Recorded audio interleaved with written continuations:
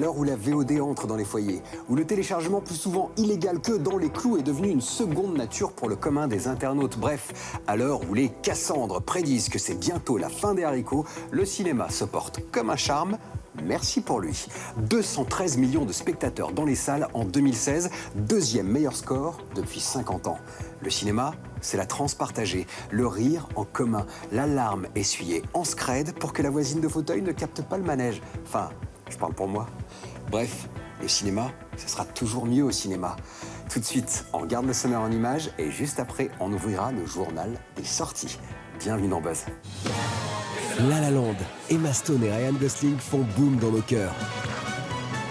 Swing, Patrick Bruel et Jennifer donnent le la de tous en scène. Brutal, la planète des singes part en guerre. Il pourrait parader, bomber le torse, mais le buzz a le triomphe modeste. Bienvenue à la maison.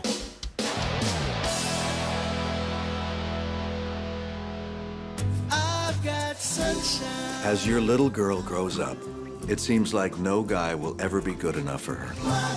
I'm very excited for you to meet my boyfriend. And then one day, you come face to face with the love of her life. The Flemings are in the house!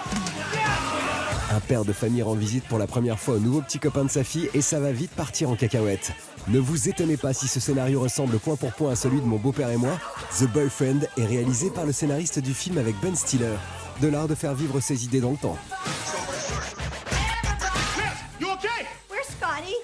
Oh my God, he's under the moose! Nous avons joué un long jeu, toi et moi. Mais maintenant, c'est terminé. Il a une armée de morts-vivants avec lui. Resident Evil 6 entend bien faire passer à la saga le cap du milliard de recettes. Mila Jovovich, dont on se demande encore comment elle a pu consacrer autant de temps aux tueuses de zombies, rempile dans la peau de l'inusable Alice. Qu'est-ce qu'on va faire? On va les tuer jusqu'au dernier.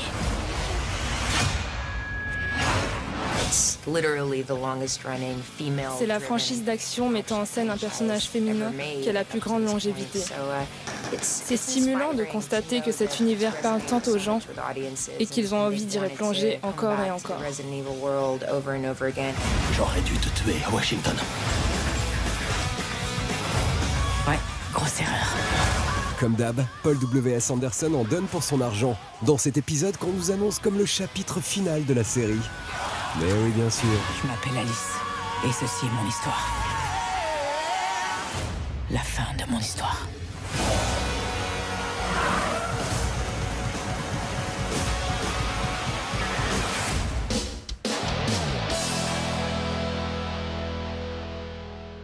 On passe de l'apocalypse à la joie avec La La Land. Et s'il y a bien un film que vous devez voir en ce début d'année, c'est bien celui-là. 2 ans après avoir mis le public et la critique d'accord avec Whiplash, Damien Chazelle passe un cap avec la plus belle comédie musicale vue sur un écran depuis les grands classiques des années 50. Emma Stone et Ryan Gosling s'y révèlent en digne héritier de Gene Kelly et Debbie Reynolds. Surtout Emma Stone et ses yeux immenses comme des soucoupes. Il y a la vie, la musique, l'amour, le réel et la fantasmagorie. La La Land, c'est le coup de cœur sifflotant de la semaine.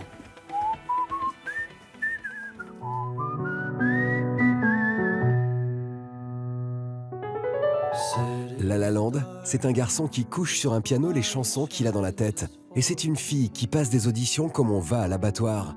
Ils vont s'aimer, se déchirer avec en arrière-plan Los Angeles, son ciel grenadine, les filles jolies qui font des concours de panoplie et partout, la musique et la danse. Je suis désolée que ça ait pas marché aujourd'hui. T'es viré. Non, vous dites ça, mais vous le pensez pas. Ce que vous voulez dire, c'est... T'es viré. Cette idée de mélanger une histoire contemporaine d'artistes luttant pour s'en sortir à une comédie musicale des années 50 située à Los Angeles m'a enivrée.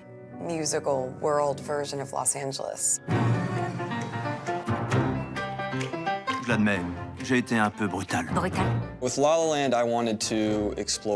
Avec La La Land, je voulais explorer l'équilibre entre la vie et l'art, entre les rêves et la réalité.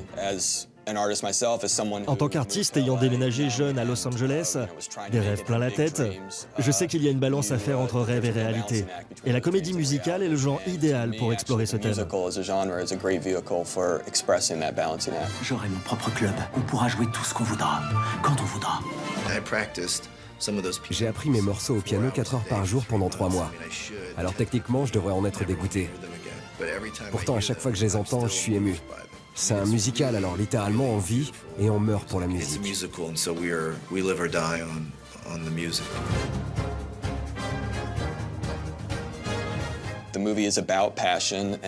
La La Land parle de la passion pour l'art et de la passion pour l'amour. C'est la passion qui nous a guidés dans l'écriture du scénario, dans la composition de la musique, dans la façon de présenter le film sur grand écran au public. Je suis peut-être pas assez bonne. Bien sûr que si. Quand tu auras ce rôle, il faudra que tu y mettes toutes tes tripes. D'abord, il y a le double là, le réel et les rêves, qui se télescopent dans un combat musical sans perdant. Ensuite, il y a le Land pour Los Angeles, la terre des opportunités, la cité des anges, qui n'a jamais aussi bien porté son nom. La La Land, triomphe. On chante encore avec le dossier de la semaine. À l'origine, Tous en scène, c'est un classique de la comédie musicale avec Fred Astaire et Sid Charisse. C'est dorénavant le titre français d'un film d'animation qui balaye plus d'un demi-siècle de musique de Sinatra à Kanye West en passant par Stevie Wonder. Scarlett Johansson et Matthew McConaughey donnent de la voix en VO. En VF, c'est Patrick Bruel et Jennifer qui seraient allés au micro. On zoome.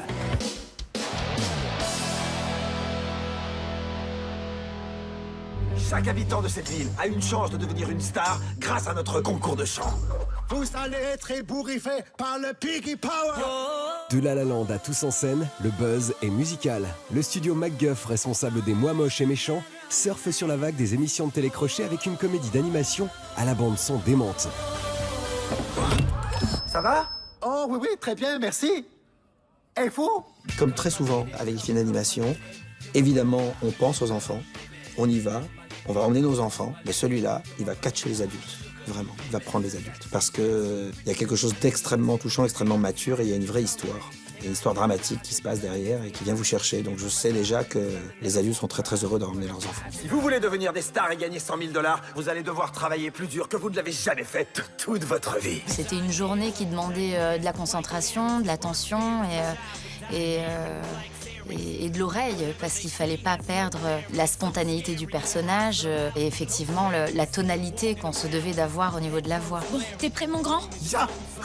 Je suis prêt de chez prêt. J'en menais pas large, j'étais même un peu tendu, un peu nerveux, parce que je savais pas très bien si j'allais avoir les rentrées dedans. En plus, la barre était haute, c'est comme Matthew McConaughey qui fait le rôle en anglais. Et assez vite, avec la complicité des personnes avec qui on a travaillé, la direction artistique du doublage, ça a été formidable. Il faut jamais laisser la peur nous empêcher de faire ce qu'on aime.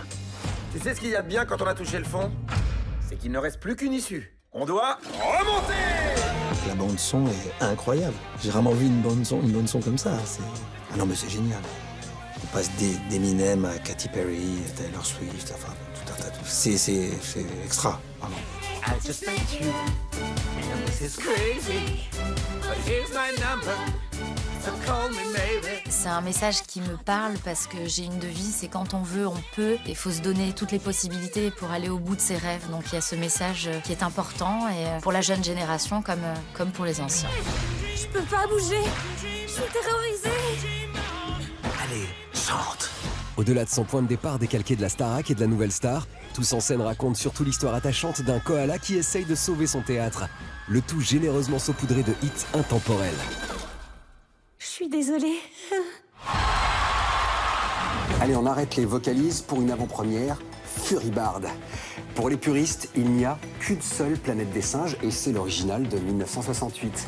Des maquillages oscarisés de John Chambers au twist furieux du final avec la Statue de la Liberté. Tout est inoubliable dans cette adaptation d'un roman du français Pierre Boulle. Rupert Wyatt, lui, a repris le flambeau en 2011. Et en août, la Planète des singes Next Gen accouchera déjà d'un 3e épisode. Pour l'heure, on regarde les premières images et puis juste après, on décadre l'actu avec du jeu vidéo et de la bande dessinée.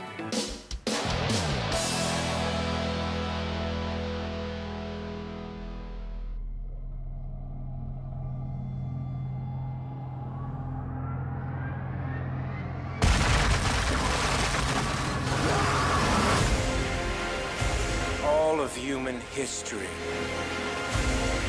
has led to this moment.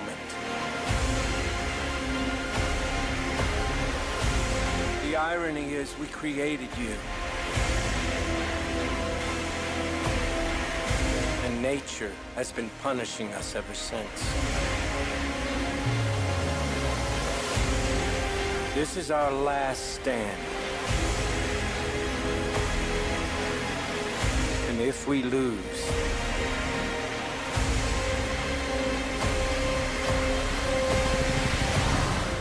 it will be a planet of apes.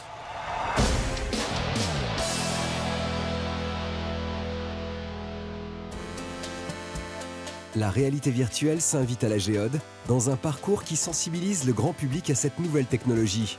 Plus connue pour son écran spectaculaire à 180 degrés, la salle de la Géode étend donc son expérience cinématographique de découverte du réel à une approche kinesthésique d'une consistance différente, rentrée dans le rêve d'un autre, dont le monde imaginaire prend forme sous nos yeux. On a voulu montrer 3 facettes principales de ce monde de la réalité virtuelle.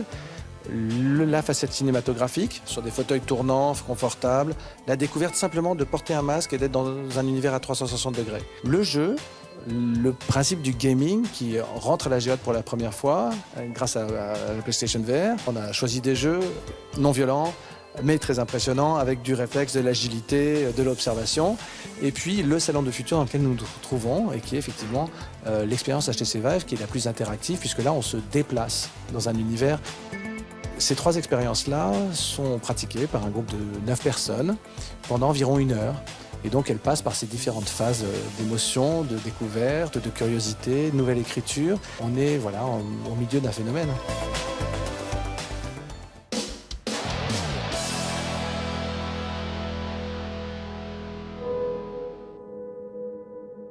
Cette semaine, on plonge dans le Moyen-Âge. Quand on associe thriller et époque médiévale, le nom de la rose s'impose comme référence. En manga, il faut compter avec le couvent des damnés, un récit trépidant qui nous entraîne dans le mystère d'une retraite religieuse pour jeunes filles, enfants de sorcières. Pour les remettre sur le droit chemin, la grande maîtresse de l'ordre impose un régime sévère. À la clé, la révélation du divin. Mais que cache vraiment ce miracle ? La jeune Ella, dont la vie a été détruite par la grande maîtresse, a juré d'élucider l'énigme et de se venger. Sans concession, le couvent des damnés conte une histoire exaltante sur fond d'horreur d'un âge d'obscurantisme et d'extrémisme religieux qu'on espère ne jamais revoir. Moyen-Âge toujours, violence encore. Signalons pour finir la sortie du dernier tome de Berserk, épopée sombre et fantastique de Guts, puissant guerrier torturé. La saga de référence n'en finit pas de séduire par son charme maléfique. Vous l'avez vu plus tôt, la planète des singes n'en finit pas d'inspirer Hollywood. Mais quoi que l'on fasse, on revient toujours à l'original de Franklin J. Schaffner avec Charlton Heston dans la peau de l'astronaute Taylor. Du coup, il me vient cette question. Quel couple de scientifiques protège Taylor dans la planète des singes? Est-ce Harry et Sally? À moins que ce ne soit Zira et Cornelius. Mais peut-être est-ce Ringo et Sheila? Si vous pensez avoir la bonne réponse, allez chercher votre bonheur sur ParamountChannel.fr. On vous a réservé des cadeaux. C'était le buzz avec Mila, Ryan, Emma, Patrick, Woody, Jenny Jane, la galaxie du cinéma et les étoiles à l'intérieur. À la semaine prochaine si le cœur vous en dit. D'ici là, faites-vous une toile.